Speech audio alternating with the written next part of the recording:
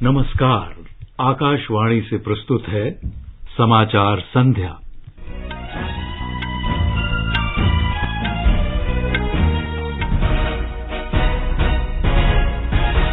मुख्य समाचार। रक्षा मंत्री राजनाथ सिंह ने कहा, भारत सभी चुनौतियों से निपटने में सक्षम और सुदृढ़ है। केंद्रीय मंत्री जितेंद्र सिंह ने कहा है, पिछले 8 वर्ष के दौरान प्रधानमंत्री नरेंद्र मोदी की कल्याणकारी योजनाएं बगैर किसी भेदभाव के जरूरतमंदों तक पहुंची हैं। प्रधानमंत्री की आर्थिक सलाहकार परिषद ने देश की स्वतंत्रता के 100 वर्ष पूरा होने तक प्रभावकारी रूपरेखा जारी की। प्रधानमंत्री नरेंद्र मोदी बृहस्पतिवार और शुक्रवार को केरल तथा कर्नाटक जाएंगे। शुक्रवार को कोच्चि में पहले स्वदेशी विमान वाहक पोत विक्रांत का जलावतरण करेंगे। कोयला मंत्रालय कोयला क्षेत्रों के आसपास 2400 हेक्टेयर क्षेत्र में पौधे लगाएगा। जम्मू कश्मीर में शोपियां जिले में लश्कर-ए-तैयबा गुट के 3 आतंकी सुरक्षा बलों के साथ मुठभेड़ में हुए ढेर। कर्नाटक, केरल और उत्तर प्रदेश में तेज बारिश और बाढ़ से सामान्य जीवन अस्त व्यस्त। राष्ट्रपति द्रौपदी मुर्मू ने गणेश चतुर्थी की पूर्व संध्या पर देशवासियों को बधाई दी है। जापान ओपन बैडमिंटन में एचएस प्रणॉय सिंगल्स के दूसरे दौर में पहुंचे और ड्यूरेंट कप में हैदराबाद एफसी ने निरोका एफसी को हराया। बेंगलुरु एफसी और गोवा के बीच मैच रहा ड्रॉ। चारू सक्सेना के साथ मैं मुनीश शर्मा। और अब समाचार विस्तार से। रक्षा मंत्री राजनाथ सिंह ने कहा है कि भारत ने आज तक किसी भी देश पर आक्रमण नहीं किया है और न ही किसी देश की 1 इंच जमीन पर कब्जा किया है, लेकिन अगर किसी ने हमारी संप्रभुता, एकता और अखंडता को नुकसान पहुंचाने की कोशिश की तो उसे करारा जवाब मिलेगा। रक्षा मंत्री ने उदयपुर में कहा कि प्रधानमंत्री नरेंद्र मोदी के नेतृत्व में भारत एक मजबूत, आत्मविश्वासी और आत्मनिर्भर राष्ट्र के तौर पर बदल रहा है, जो किसी भी तरह के खतरे और चुनौतियों से निपटने में सक्षम है। उन्होंने कहा, पिछले 8 वर्ष के दौरान सरकार के कदमों से सशस्त्र सेनाओं में नया आत्मविश्वास आया है।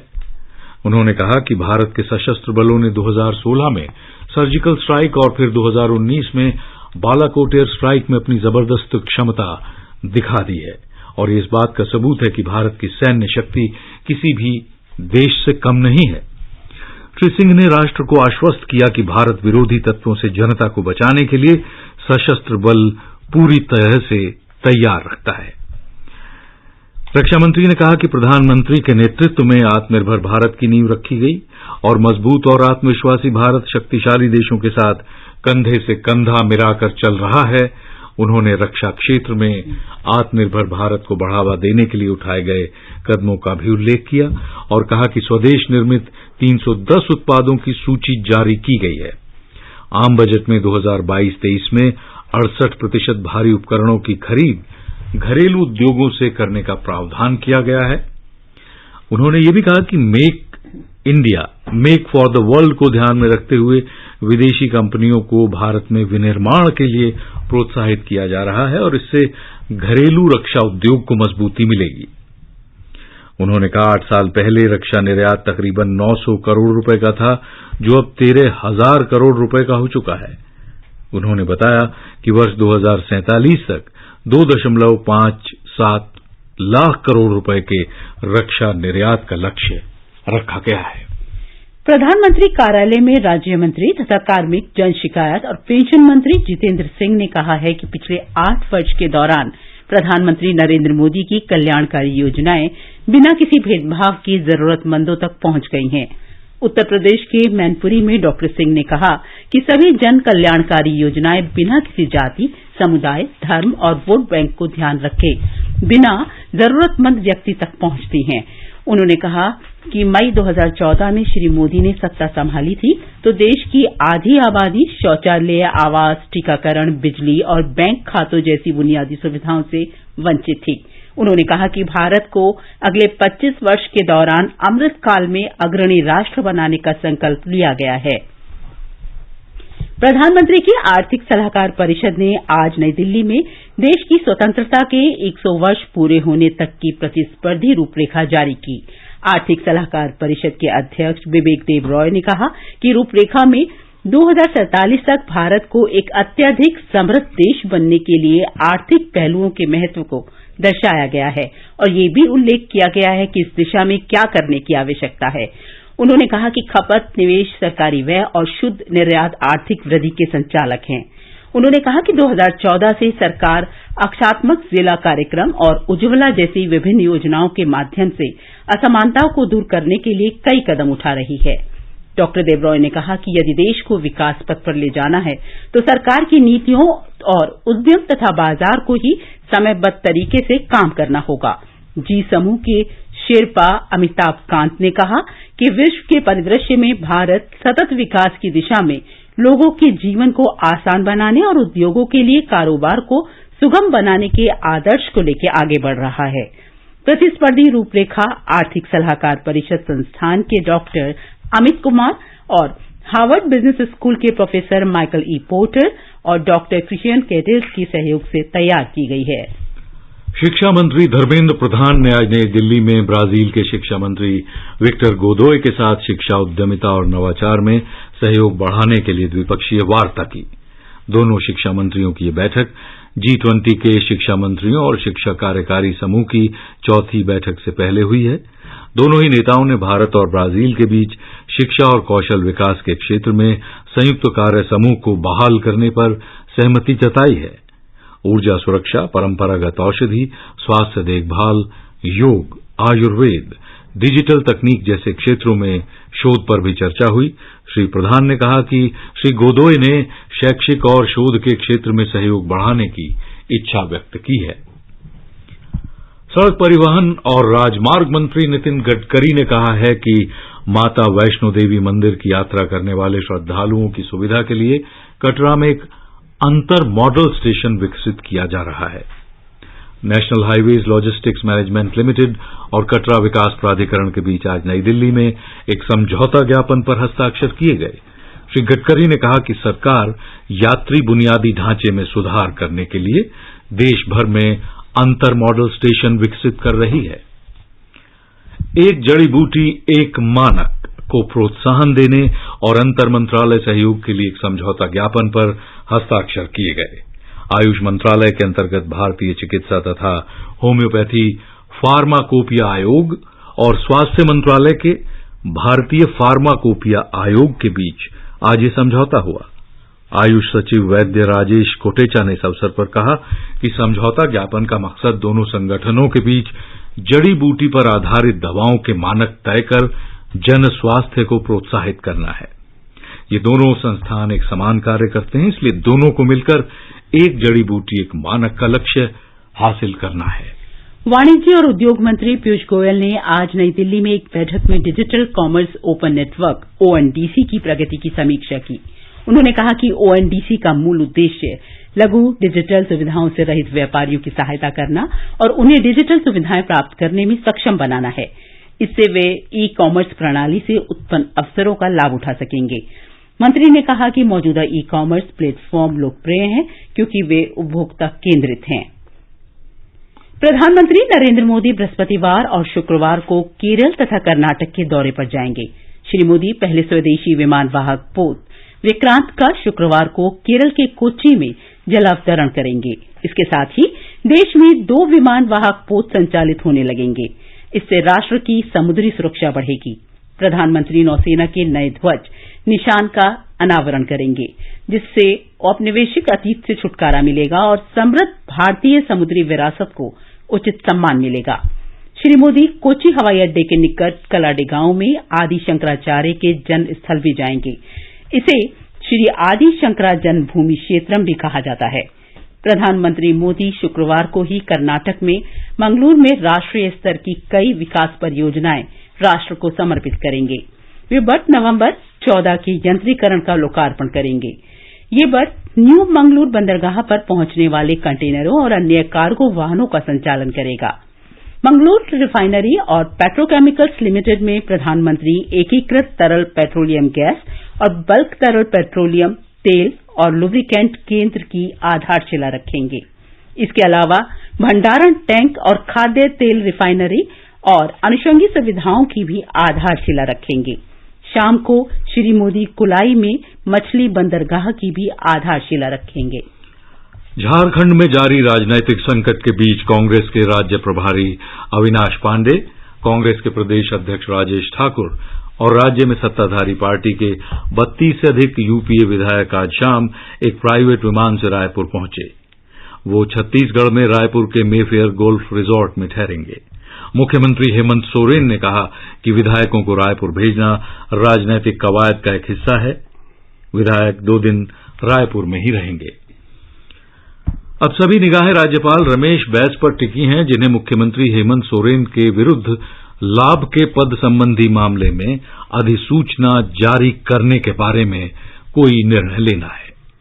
हर परिस्थिति का सामना करने के लिए तापस तैयार, रणनीति के तहत कार्य किया जाता है। उसी रणनीति का छोटा सा झलक पहले भी देखा और आज भी देखा और आगे भी कई चीजों को देखेंगे कि राज्य में षड्यंत्रकारियों को जवाब सत्ता पक्ष बड़े तरीके से इनको जवाब देगा। इस बीच राज्य सरकार ने 50 विधायकों के समर्थन का दावा किया है। इनमें 30 जेएमएम, 18 कांग्रेस, 1 आरजेडी और 1 सीपीआईएमएल से संबद्ध है। झारखंड विधानसभा में 21 सदस्य हैं। विपक्ष में कुल 31 विधायक हैं, जिनमें 26 भाजपा, 2 एजेएसयू, 2 स्वतंत्र और 1 एनसीपी से संबद्ध हैं। केंद्रीय अन्वेषण ब्यूरो सीबीआई ने शराब नीति में गड़बड़ी के आरोप की जांच के सिलसिले में आज गाजियाबाद स्थित बैंक शाखा में दिल्ली के उप मुख्यमंत्री मनीष सिसोदिया के लॉकर की जांच की। श्री सिसोदिया के पास दिल्ली सरकार की शराब नीति का विभाग भी है। इस मामले में सीबीआई की प्राथमिकी में 15 आरोपियों में वो भी शामिल हैं। सीबीआई का कहना है कि नई शराब नीति दिल्ली के तत्कालीन उपराज्यपाल अनिल बैजल की अनुमति के बिना लागू की गई थी। प्राथमिकी में कहा गया है कि रिश्वत लेकर दिल्ली सरकार ने कई ऐसे लोगों को भी लाइसेंस दिए जो इसके पात्र नहीं थे। उधर भाजपा नेता शहजाद पूनावाला ने कहा है कि 38 दिन हो चुके और मुख्यमंत्री अरविंद केजरीवाल ने कथित शराब घोटाले पर भाजपा के सवालों का कोई जवाब नहीं दिया है। उन्होंने कहा कि आम आदमी पार्टी मुद्दे को भटकाती है। श्री पूनावाला ने कहा कि जनता जानना चाहती है कि केजरीवाल भ्रष्टाचार में लिप्त अपने मंत्रियों का त्यागपत्र आखिर कब मांगेंगे। इस बीच भाजपा ने दिल्ली के स्कूलों में कमरों के निर्माण में कथित भ्रष्टाचार को लेकर आम आदमी पार्टी सरकार की कड़ी आलोचना की। नई दिल्ली में पार्टी सांसद मनोज तिवारी ने केंद्रीय सतर्कता आयोग की एक जांच रिपोर्ट का हवाला देते हुए कहा कि निर्माण कार्य में बड़ा भ्रष्टाचार हुआ है। हमने केस किए थे कि 5 लाख रुपए के कमरे 25 लाख में बन रहे हैं। 5 का 25 ऐसा दिल्ली के लोग सन्न थे। लेकिन जब ये रिपोर्ट आई है तो आप सभी को जान करके दुख होगा कि ये रिपोर्ट कह रही है कि ये 5 का 25 नहीं, ये 5 लाख का 33 लाख है। ये हमारे दिल्ली के विद्यालयों की शिक्षा की व्यवस्था। इन 194 schools 1214 toilets were constructed. Toilets were counted and projected as classrooms by Delhi government. ये समाचार हमारी वेबसाइट newsonair.com/hindi और हमारे mobile app news on AIR पर भी उपलब्ध हैं।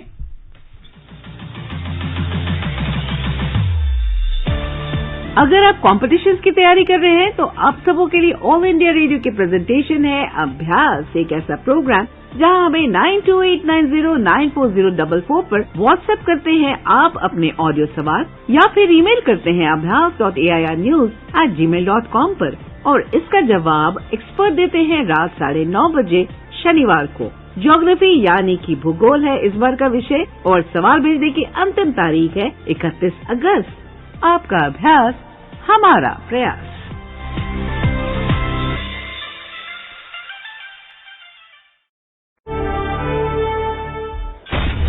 मुट्ठी भर अंग्रेज और हमारे विशाल देश पर राज करने का स्वप्न देख रहे हैं, पर हम इनके स्वप्न को चकनाचूर कर देंगे।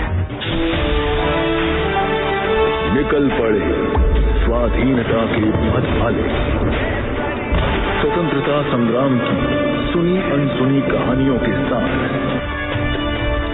स्वराज हर रविवार रात 9 बजे डीडी नेशनल पर। समाचार संध्या में आपका फिर स्वागत है। आगे बढ़ने से पहले मुख्य समाचारों पर एक नजर। रक्षा मंत्री राजनाथ सिंह ने कहा, भारत सभी चुनौतियों से निपटने में सक्षम और मंत्री जितेंद्र सिंह ने कहा, पिछले 8 वर्ष के दौरान प्रधानमंत्री नरेंद्र मोदी की कल्याणकारी योजनाएं बिना किसी भेदभाव के जरूरतमंदों तक पहुंची। प्रधानमंत्री की आर्थिक सलाहकार परिषद ने देश की स्वतंत्रता के 100 वर्ष पूरे होने तक प्रभावकारी रूपरेखा जारी की। प्रधानमंत्री नरेंद्र मोदी बृहस्पतिवार और शुक्रवार को केरल तथा कर्नाटक जाएंगे।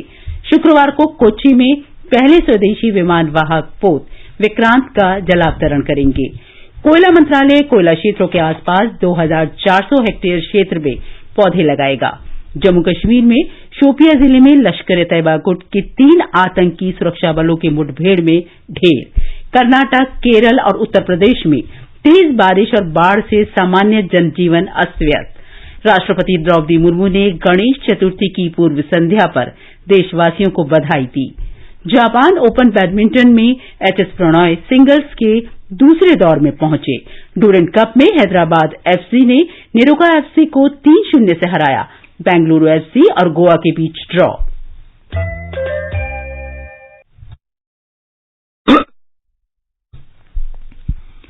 कोयला मंत्रालय ने 2022-23 में कोल कंपनियों के लिए हरित क्षेत्र विस्तार कार्यक्रम के तहत कोयला क्षेत्रों के भीतर और आसपास 2400 हेक्टेयर क्षेत्र में पौधे लगाने का एक महत्वाकांक्षी लक्ष्य तय किया है। इसके तहत 50 लाख से ज्यादा पौधे लगाए जा सकेंगे। इस महीने की 15 तारीख तक ब्लॉक वृक्षारोपण, बांस की खेती और उच्च प्रौद्योगिकी युक्त खेती के जरिए करीब 1000 हेक्टेयर भूमि को हरित बनाया जा चुका है। जम्मू कश्मीर के शोपियां जिले में नागबल में लश्कर-ए-तैयबा गुट के 3 आतंकी सुरक्षा बलों के साथ मुठभेड़ में मारे गए हैं। पुलिस, सेना और सीआरपीएफ की संयुक्त टीम ने क्षेत्र में आतंकियों की मौजूदगी की जानकारी मिलने के बाद तलाशी अभियान शुरू किया। अंतिम समाचार मिलने तक क्षेत्र में तलाशी अभियान जारी था और ब्यौरे की अभी प्रतीक्षा है। जम्मू कश्मीर में 111 किलोमीटर लंबे बनिहाल-कटरा रेल संपर्क के बीच 9.8 किलोमीटर लंबी रेल सुरंग तैयार हो चुकी है। ये सुरंग उधमपुर श्रीनगर बारामूला रेल लाइन परियोजना का एक हिस्सा है। हमारे संवाददाता ने बताया कि अब जम्मू की ओर दुग्गा रेलवे स्टेशन, श्रीनगर की ओर बासिंदादर सवालकोट रेलवे स्टेशन से जुड़ गया है और इससे पहले इस वर्ष जनवरी में 2.6 किलोमीटर लंबी सुरंग T49B निर्मित की गई थी। गृह मंत्री अमित शाह ने निर्देश दिया है कि दिल्ली में 6 वर्ष से अधिक सजा वाले सभी अपराधों में फॉरेंसिक जांच अनिवार्य की जानी चाहिए ताकि दोष सिद्ध करने की दर में वृद्धि की जा सके। श्री शाह ने आज दिल्ली पुलिस मुख्यालय का दौरा किया और अधिकारियों के साथ व्यापक बैठक की। श्री शाह ने कहा कि पुलिस व्यवस्था में अपराध रोकने और उनकी जांच करने में निगरानी एक महत्वपूर्ण घटक है। गृह मंत्री ने कहा कि सरकार देश को मादक पदार्थों के अभिशाप से बचाने के प्रति वचनबद्ध है और दिल्ली में नशीली दवाओं की रोकथाम के लिए व्यापक कार्य योजना तैयार की गई है। बैठक के दौरान भारत में प्रस्तावित G20 शिखर सम्मेलन के लिए सुरक्षा प्रबंधों की तैयारी पर गहन विचार विमर्श किया गया। उच्चतम न्यायालय की संविधान पीठ 13 और 14 सितंबर को आर्थिक रूप से कमजोर वर्गों के लिए आरक्षण की संवैधानिक वैधता को चुनौती देने वाली याचिका पर सुनवाई करेगी। संविधान पीठ आंध्र प्रदेश में मुसलमानों को सामाजिक और आर्थिक रूप से पिछड़े वर्ग के रूप में आरक्षण देने की वैधता की चुनौती वाली याचिका पर भी सुनवाई करेगी। न्यायालय ने इन मामलों को 6 सितंबर के लिए सूचीबद्ध करने का फैसला किया। इन मामलों की सुनवाई और सुनवाई से पहले की औपचारिकताएं तथा समय सीमा तय करने के बारे में यह फैसला किया गया है। सुनवाई 13 सितंबर से शुरू होगी। और अब खबरें आर्थिक जगत की लेकर आए हैं मनोज पाठक। घरेलू शेयर बाजार में कल हुई गिरावट के बाद आज जोरदार लिवाली की गई और प्रमुख सूचकांक 2.5% से अधिक बढ़त के साथ बंद हुए। बॉम्बे स्टॉक एक्सचेंज का सेंसेक्स आज 1564 अंक बढ़कर 59,537 पर बंद हुआ। नेशनल स्टॉक एक्सचेंज का निफ्टी 446 अंक की बढ़त लेकर 17,759 दर्ज हुआ। अंतर बैंकिंग विदेशी मुद्रा बाजार में $1 की तुलना में ₹51 मजबूत होकर $79.45 पर बंद हुआ और अंतर्राष्ट्रीय बाजारों में ब्रेंट कच्चे तेल की कीमत $101.30 प्रति बैरल के आसपास पहुंच गई।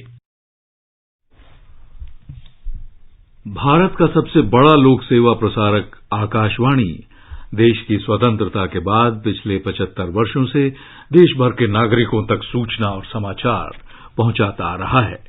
आकाशवाणी समाचार आजाद भारत की बात आकाशवाणी के साथ श्रृंखला के साथ स्वतंत्रता के 75 वर्ष पूरे होने का उत्सव मना रहा है। ये कार्यक्रम आकाशवाणी के जरिए जीवन के विभिन्न क्षेत्रों में स्वतंत्रता के बाद भारत की यात्रा का वर्णन करता है।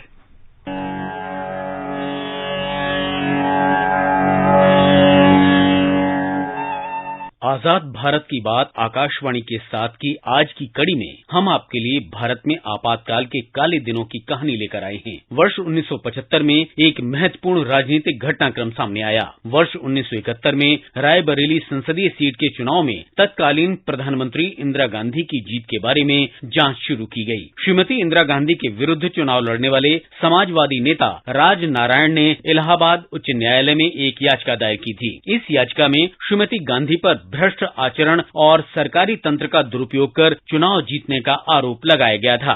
12 जून 1975 को इलाहाबाद उच्च न्यायालय के न्यायमूर्ति जगमोहन लाल सिन्हा ने श्रीमती इंदिरा गांधी के निर्वाचन को अवैध घोषित कर दिया। न्यायमूर्ति जगमोहन लाल ने श्रीमती गांधी को 6 वर्ष के लिए चुनाव लड़ने से भी रोक दिया, लेकिन कांग्रेस पार्टी को श्रीमती गांधी की जगह नया प्रधानमंत्री चुनने के लिए 20 दिन का समय दिया गया। श्रीमती गांधी ने इलाहाबाद उच्च न्यायालय के फैसले के खिलाफ उच्चतम न्यायालय में अपील दायर की। 24 जून 1975 को उच्चतम न्यायालय ने इस फैसले पर सशर्त रोक लगा दी, लेकिन श्रीमती गांधी को किसी भी संसदीय कार्यवाही की अनदेखी नहीं करने का आदेश दिया। 25 जून 1975 को तत्कालीन राष्ट्रपति फखरुद्दीन अली अहमद ने आंतरिक अशांति की आशंका के कारण देश में राष्ट्रीय सुरक्षा बनाए रखने के लिए भारतीय संविधान के अनुच्छेद 352 का उपयोग करते हुए राष्ट्रीय आपातकाल की घोषणा कर दी। 26 जून को आकाशवाणी के स्टूडियो से प्रधानमंत्री इंदिरा गांधी ने कहा कि राष्ट्रपति ने आपातकाल की घोषणा कर दी है, लेकिन घबराने की कोई बात नहीं है। भाइयों और बहनों, राष्ट्रपति जी ने आपातकाल की घोषणा की है। इससे देश में आपातकाल 25 जून 1975 की मध्य रात्रि से शुरू होकर लगभग 21 महीने तक चला और 21 मार्च 1977 को इसे वापस लिया गया। इस दौरान नागरिकों के मौलिक अधिकारों के साथ साथ प्रेस की स्वतंत्रता पर भी प्रतिबंध लगाए गए थे। लोकनायक जयप्रकाश नारायण ने देश में आपातकाल थोपने और निरंकुशता के खिलाफ एक जन आंदोलन शुरू कर दिया। चाहे वो प्रधानमंत्री हो, मुख्यमंत्री हो, विरोधी पक्ष के नेता हो, कोई भी हो, ऐसा लगता है कि लोग असहाय हैं इस परिस्थिति में। किस परिस्थिति में? ये सारा भ्रष्टाचार फैला हुआ है, जिस भ्रष्टाचार के कारण इन कानूनों का कार्यान्वयन नहीं हो रहा है, अमल में नहीं लाया जा रहा है। लाए जा रहे हैं कानून और लाए भी जा रहे हैं तो गलत तरीके से लाए जा रहे हैं। आपातकाल के दौरान सरकार के फैसले का विरोध करने वालों को गिरफ्तार कर लिया गया। इस अवधि को भारत में लोकतंत्र के इतिहास के सबसे काले दिनों में से एक माना जाता है। पूर्व प्रधानमंत्री अटल बिहारी वाजपेयी आपातकाल का विरोध करने में सबसे आगे थे। अनुशासन के नाम पर अनुशासन का खून, भंग कर दिया संघ को, कैसा चढ़ा जुनून, कैसा चढ़ा जुनून, मत पूजा प्रतिबंधित, कुटिल कर रहे केशव कुल की कीर्ति कलंकित, कह दी कविराय तोड़ कानूनी कारा, गूंजेगा भारत माता की जय का नारा। बाइट वाजपेयी। 21 मार्च 1977 को आपातकाल हटने के बाद देश में नए आम चुनाव कराए गए। इन चुनावों में कांग्रेस पार्टी की हार हुई और चुनाव जीतकर जनता पार्टी सत्ता में आई।